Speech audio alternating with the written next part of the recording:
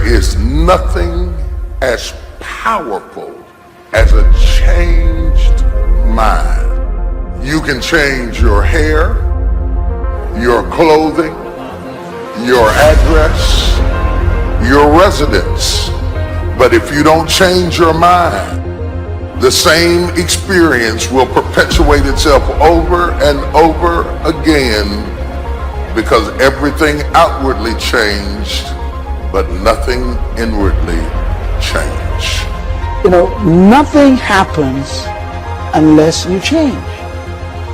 So change is not our enemy, it's our friend. There's a season that you may go through a difficult period, but that is to wake up your ability to change. You cannot become what you were born to be unless you are not willing to change into something you are not. This is why change is so important. I like what it says here. Shakespeare says, "Sweet are the uses of adversity." We never grow in good times. We never advance unless we're under pressure. Change comes to improve and to advance your life, not to destroy you. I think that we often forget this. And we're going to face hardships. We can't avoid pain. We can't avoid trouble. All we can do is prepare our mindset so that we don't get overwhelmed by our circumstances. A lot of people, when they have a negative circumstance take place in their life, they react negatively to it. And that seems almost natural. In fact, that is natural. Something negative happens to me, my reaction back to it is negative. But this is why you have to change your mindset. I've seen people who had the education to go up, they had the gifting to go up, they had the talent to go up, didn't have the right attitude. And eventually, if that attitude, if that heart, if that invisible part isn't right, you can have all the talent in the world, but you will always end up getting spoiled by your own attitude. Yes, you'll get the opportunity. Yes, you'll get the job. Yes, you'll get the deal, but you won't be able to keep it because your attitude will corrupt every opportunity that life offers you. Never saw it coming. Life isn't what happens to you when you're looking. What happens to you when you're looking is called a plan. Life is what happens to you when you're not looking, when your guard is down, when your back is turned. It's going to work on a Friday morning feeling good and having your boss call you in. And you know she has a look on her face and you know that look isn't good. You know the economy isn't so hard and we've got to let you go. And all you can think about are those 3 kids you have at home. You know, life is coming home from work and finding that note on the kitchen table saying, "Hey, I can't do this anymore. I'm sorry, I love you, but I've got to go." And you're frustrated and you're betrayed and you're furious and you're angry, but all you want to do is hold them again.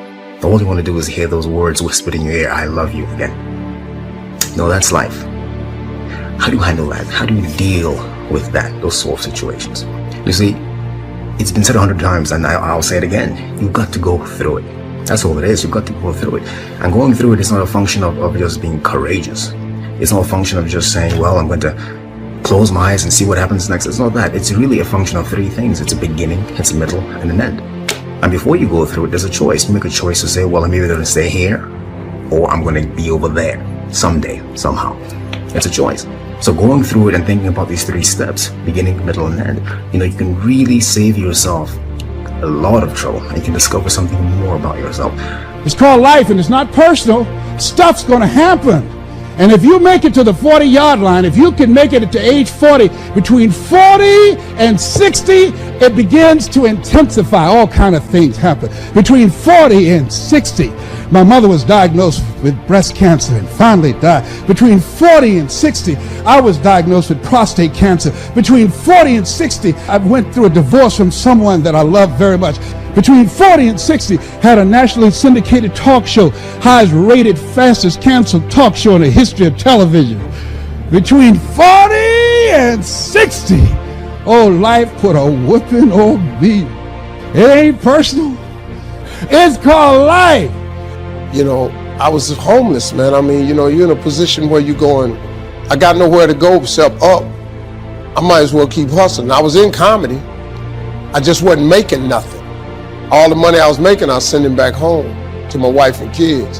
That didn't last long. She got tired of that real fast. But I couldn't go back to Cleveland because I wouldn't have enough money to drive back down south to perform.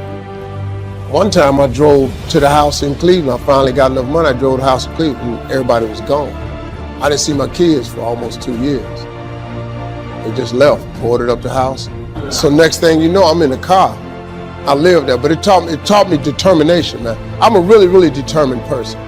It also taught me that no matter what happens to you, it ain't over. I was determined to be something. As long as God wakes you up, that means he ain't through with you yet. There is nothing as powerful as a changed mind.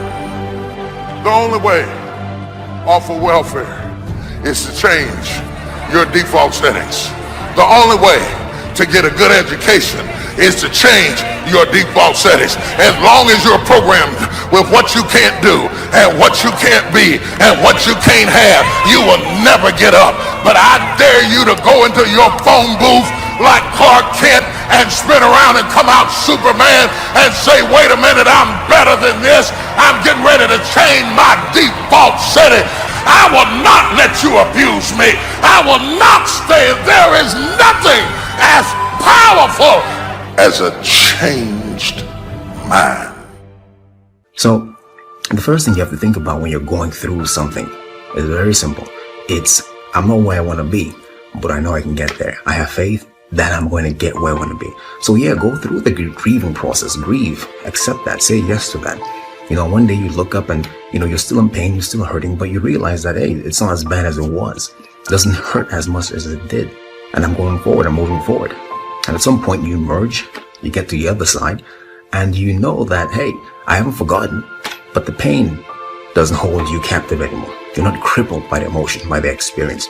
You're not living out of the past, out of your experiences of pain and defeat and betrayal. You're not living out of all that stuff. You're living in a new perspective. It's not what happens that determines the major part of your future. It's not what happens. What happens, happens to us all. The key is what you do about it. If you will start that process of change, do something different the next 90 days than you did the last 90 days, like picking up the books to read.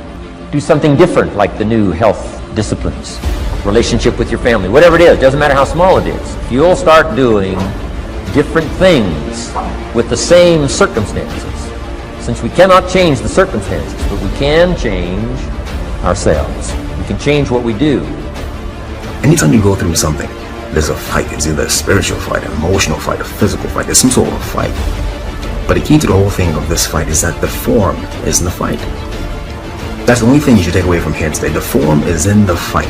What does that mean? It means that you don't get to become this interesting, dynamic, creative, courageous woman, amazing man, without going through something.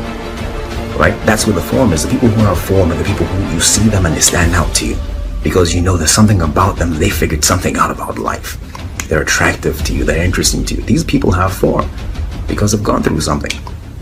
You know, so don't run away from the fight. Meaning, go through it. Don't be afraid to go through it. Get through it, because at the end of getting through it, I guarantee you there's at least one thing you discover about yourself. You discover that there's a version of you haven't discovered yet. You don't even know exists yet. It's not that you might not mess up and do what you used to do. It's just that it's no longer your normal. And when it's no longer your normal, you will never go back to it like it used to have you. Because the moment you get out of the situation, you change back into who you're supposed to be. Y'all don't hear what I'm saying to you. Both the pig and the sheep can fall into the same mud, but the difference is in the default. The pig is defaulted to lack the mud. The sheep has a default that says, I don't belong in this mess. I might be in this mess, but I don't belong. I don't have to tell you things are bad. Everybody knows things are bad. It's a depression.